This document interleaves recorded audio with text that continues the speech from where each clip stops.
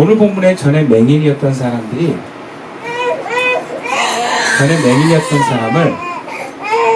이웃들이 그 바리새파 사람들에게 데리고 갑니다. 왜 사람들이 그를 바리새인들에 데리고 갔습니까? 여러 가지 이유가 있겠지만 어쨌든 유대인들 중에서 가장 지혜롭다라고 하는 사람에게 데려갑니다. 본인들도 잘 모르겠네요. 이것을 어떻게 해석해야 될지, 또 혹은 이게 안식일에 일어난 건데 이게 뭔가 잘못된 것은 아닐까? 그러니까 잘 모르겠는 거예요. 그러니까 뭔가 판단하고 분별해주고 알려주는 그 시대 사회의 지도자들이었던 바리새인들에게 데려갑니다. 좀 알려달라고, 우리가 어떻게 이것을 이해하고 받아들여야 될지 알게 해달라고 데려갑니다. 또 어쨌든 분명한 것은 하나님께 감사하고 그 일을 행하도록 말씀하신 예수님을 찾아간 건 아니었어요. 어쨌든 이 사람을, 이 전에 맹인이었던 사람을 고친 것은 하나님에게서 보냄을 받은 그분이 예수님이 아니라 지금 사람들 중에 존경받는 사람에게 데려갑니다.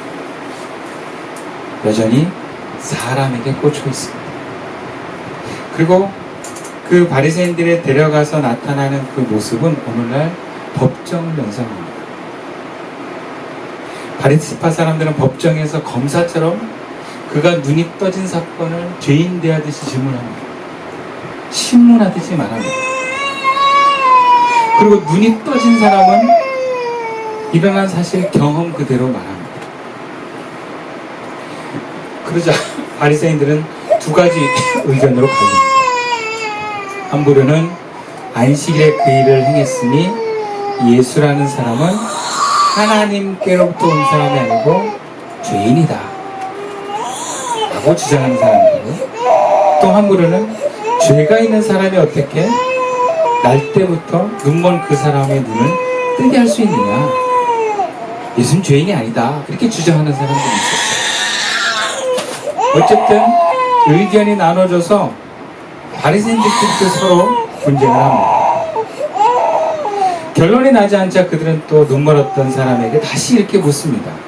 그가 당신의 눈을 뜨게 했는데 당신은 그걸 어떻게 생각합니까?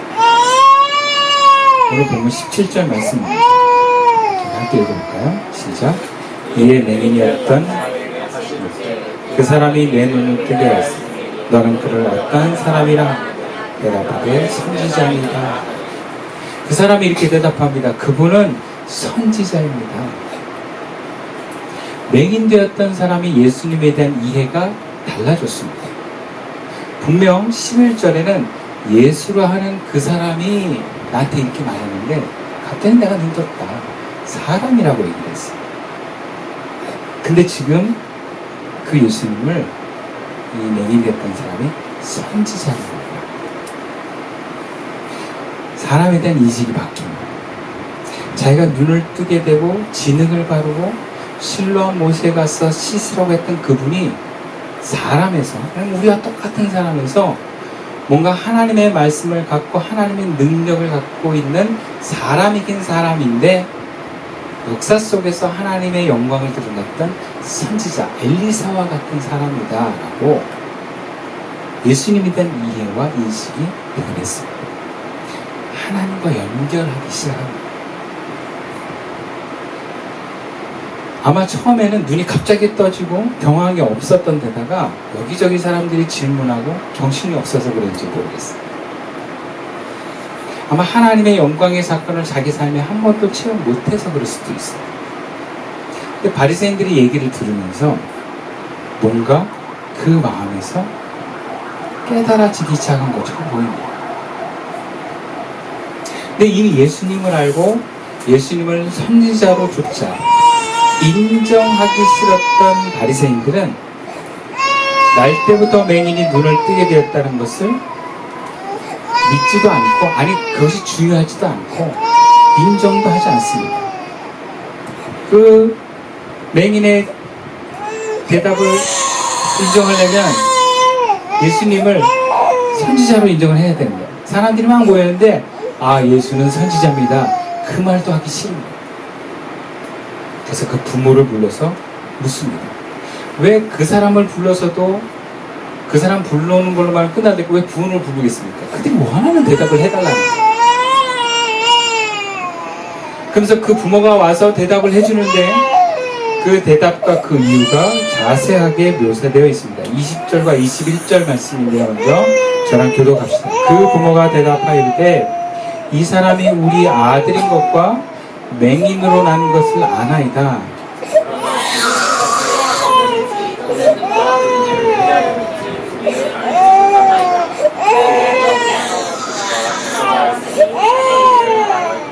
부모는 사실을 이야기합니다. 그러나 사실의 일부만 이야기하지 자신의 의견은 말하지 않습니다. 뭔가 거짓말한 건 아니에요. 그죠? 근데 자신들의 의견을 주장하거나 얘기하지 않습니다. 그 일어난 사건에 대한 이해와 해석과 책임은 하나도 안 지려고 하고 그것을 자기 아들에게 전가시킵니다. 근데 본문에서는 그 이유를 이렇게 밝힙니다. 22절 말씀인데 우리 함께 읽어볼까요? 시작. 그 부모가 이렇게 말한 것은 이미 유대인들이 누구인지 예수를 그리스도로 시인하는 자는 출교하기로 결의하였으므로 그들을 무서워하니 전에 맹인되었던 아들의 부모는 출교당할 것이 무서워서 예수에 대한 답변을 자식에게 전가시키고 있다고 말합니다. 부모가 자식이 태어날 때부터 눈이 멀었는데 눈을 떴어요. 그러면 그 눈을 뜨게 한 예수님을 찾아가는 게 정상 아닐까요? 그리고 그게 너무 감사해서 뭐 잔치는 못할 정도로 막 기쁘고 그 뜨게 한 사람을 뭐 찾을 수는 없어도 너무 감사하고 고마워야 되지 않을까요? 근데 지금 모른다 그래요. 마치 남의 사건처럼 얘기해요. 그 눈을 떴다. 모르겠다고. 우리한테 묻지 마라 이런 거예요. 나 잘못 없으니까 뭐 나한테 책임 추궁하지 말아요. 또 그런 이유가 유대교로부터 출교당할 것이 두렵기 때문이라고 성경은 분명하게 이야기합니다. 물론 출교당하는 것은 두려운 사건입니다. 유대 사회에서 유대의 회당을 나오지 않으면 유대인이 아닙니다.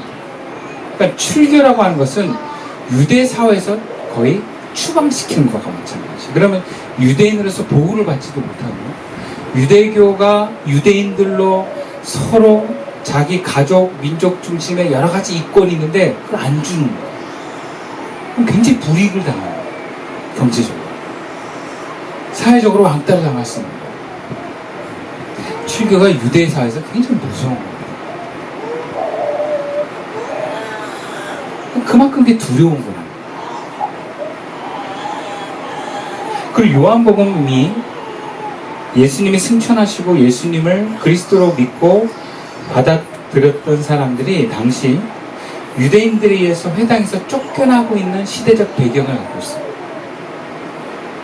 같은 유대인이지만 예수를 믿는다는 이유로 출교를 당하는 것은 그렇게 불이익과 두려운 상황을 겪는 것입니다. 그리고 실제로 요한복음의 저자는 그런 일들을 행하는 유대인들에 대해서 큰 반발심과 분노가 요한복음에 많이 들어가 있습니다. 그래서 마태, 마가, 누가는 유대인과 바리새인을 구분합니다. 근데 요한복음은 바리새인과 유대인을 동일하게 다루었습니다. 그 정도로 유대인들에 대한 분노와 상처가 많아요. 요한복음의 저자. 근데 그런 악을 저지르는 유대인들뿐만 아니라 오늘 본문에 이 부모들처럼 그 유대인들의 위협에 두려움을 갖고 신앙을 저버리거나 모른 척하는 그리스도인들 또한 고발하고 있습니다. 우리도 그리스도인이면서 이런 모른 척함과 무책임함을 나타낼 때가 많습니다. 특히 두려움을 직면할 때 나타납니다. 삶의 두려움이 오면 영의 눈을 감고 육의 눈으로만 바라보며 그것을 해결하려고 합니다. 그래서 영의 시각에서 오는 메시지를 무시합니다. 나는 몰라요. 한때는 은혜를 받고 예수가 그리스도임을, 예수가 하나님을 믿고 인정을 하면서 하나님의 이끄심과 뜻을 따라서 자기 삶을 내어놓겠다는 사람들이 막상 그 두려움을 직면하면 그렇게 다들 무책임하게 떠나버리는 모습들을 많이 봅니다. 그리고 합리화한 거예요. 저 역시도 그런 유혹을 받을 때가 있어요. 이성과 합리를 주님의 메시지보다 우선해서 주님의 가는 길을 피하는 선택을 하고 싶어 합니다. 태어날 때부터 자식 눈을 뜨게 해주신 분을 그리스도라고 고백은 할 수 있지만 출교당할 위협의 상황에서는 모른다고 할 사람들이 많다는 거예요. 이런 본문의 부모와 같은 신앙인들도 많고 그러한 부모들의 모습이 우리 안에도 있습니다. 여러분, 예수를 모른다고 말하는 게 무엇입니까? 더 이상 하나님의 뜻을 따라 순종하며 살기 싫다라는 겁니다. 은혜는 좋은데, 복은 좋은데 두려움이 오는 것만큼 손해를 봐야 한다면 나는 따라가지 않겠다. 몸은 주일날 교회에 나올 수도 있지만 내 혼과 영은 예수님을 떠나는 사람들이 많습니다. 육의 고난이 두려워서 영의 눈을 닫는 사람들은 사실은 예수 믿기를 포기한 것입니다. 본문에서 이런 부모의 모습은 예수를 3번 부인하고 모른다고 했던 베드로와 같고, 힘들 때 더 이상 유익이 느껴지지 않을 때 예수님을 따라왔다가 떠나버린 무리들과 같습니다. 과연 우리 삶에 두려움이 찾아왔을 때 나는 과연 예수님을 저버리지 않을 수 있어요. 구체적으로 에고의 틀에서 벗어나는 일들에 영의 눈을 뜨고 주님의 말씀을 순종할 수 있습니다. 아니면 영의 눈을 감고 육의 눈으로 생존을 위한 선택을 하는 것입니다. 오늘 본문에서 맹인이었던 사람의 부모는 두려움에서 예수님을 모른다고 이야기를 합니다. 눈을 뜨게 된 아들에게 물어보라고 주님을 전가합니다. 출교당하지 않기 위해서. 그러나 모든 사람이 두려운 상황에서 예수님을 저버리고 떠나는 것은 아닙니다. 오히려 그런 상황에서, 힘든 상황에서 더 예수를 바로 알면서 위기와 두려움을 선택하는 사람들도 있습니다. 오늘 본문에서 두려움을 느낀 부모는 예수를 모르고 그 책임을 아들에게 전가시켰지만 같은 위협을 느끼고서도 전에 맹했던 그 아들은 다르게 대답합니다. 아마 이 아들도 그렇게 얘기할 수 있었을 거예요. 나도 몰라요. 그냥 그 사람이 말했구나. 가득 뜬 거야. 내 잘못 아니에요. 안식일에 눈 뜬 게 뭐 내 잘못입니까? 난 몰라요. 이럴 수도 있어요. 그냥 그 사람이라고 끝까지 주장할 수 있어요. 근데 이 사람은 그 사람을 선지자라고 얘기를 합니다. 그리고 부모로부터도 만족할 만한 대답을 얻지 못한 바리새인들이 다시 불러다가 질문했어요. 이건 무슨 얘기예요? 몰라서가 아니라 우리가 원하는 대답을 해달라는 거예요. 우리가 원하는 대답. 그 사람은 모르는 사람이다. 오히려 안식일을 이해했으니 그분이 죄인인 것 같다. 뭐 그런 얘기를 기대하기 위해서 두 번째 또 불렀어요. 심지어 뭔가 이렇게 더 이제는 바리새인들이 마음이 하나가 됐어요. 전에는 둘로 좀 의견이 갈라져 있었는데 이제는 하나가 됐어요. 예수님이 죄인이라고 하는 그 분위기로 하나가 됐어요. 더 위협적입니다. 이거 우리가 원하는 대답 안 하면 너 출교시킬 거야. 이런 암묵적인 위협이 이미 왔습니다.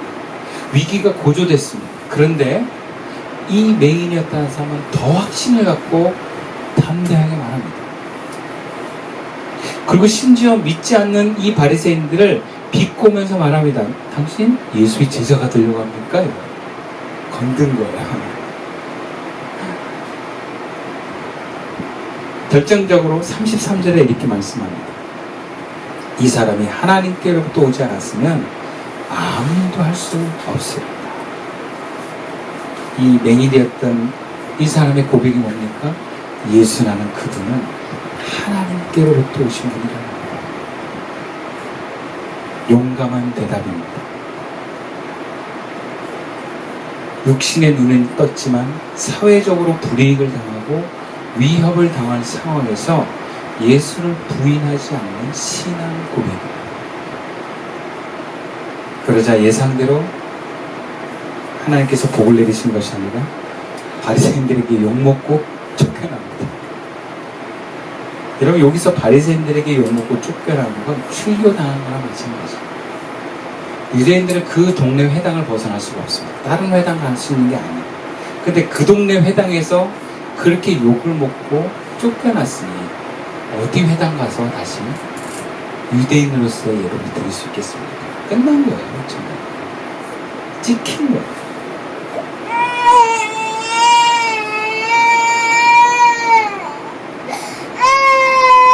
우리의 영이 눈 떠진다는 것은 일상이 더 행복해지고 삶의 울타리가 더 안전해진다고 보장할 수는 없습니다. 오히려 안전한 울타리에서 쫓겨나서 애고는 더 불안한 상황으로 몰릴 수 있습니다. 우리는 항상 좋은 것에 대해서는 하나님의 영광을 드러낼 수 있습니다. 더 높은 단계에서는요, 힘들 때도 그 하나님을 인정할 수 있느냐라는 거예요. 내 삶에 위기가 왔을 때 그 말씀대로 내가 갈 수 있느냐라는 것입니다. 오늘 본문에 이 전에 맹인했던 이 사람이 그 선택을 한 거예요. 두려움에 맞서서 저항한 것입니다. 내가 눈은 떴지만 환경은 눈 감았을 때보다 더 불행한 상황으로 되어지는데 그걸 선택한 거예요.